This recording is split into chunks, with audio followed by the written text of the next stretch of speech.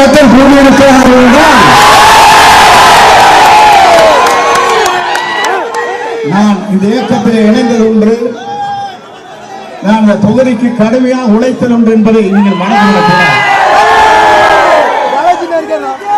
முதலே நான் கண்ட தலைவர் நாம் இதயங்களே குடிகொண்டிருக்கிற புரட்சி தலைவர் அவர்கள் 3 முறை தமிழ்நாட்டில் நிரந்தர முதலமைச்சர், 2வது முறையாக நான் கண்ட தலைவர் புரட்சி தலைவர் அம்மா அவர்கள் 5 முறை முதலமைச்சர். நாளை காணப்போகின்ற தலைவர் தமிழ்நாட்டை ஆளப்போகிற தலைவர், தமிழக வெற்றி கழகத்துடைய தலைவர்,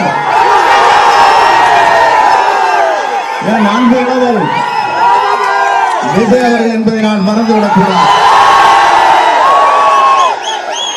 நான் முதல் முதலில் அடிமைத்த போது புரட்சி தலைவரோடு பயணம் செய்தேன். வெற்றி என்ற இலக்கை நாங்கள் எட்டினோம். 2வது முறை அம்மாவோடு சென்றோம்.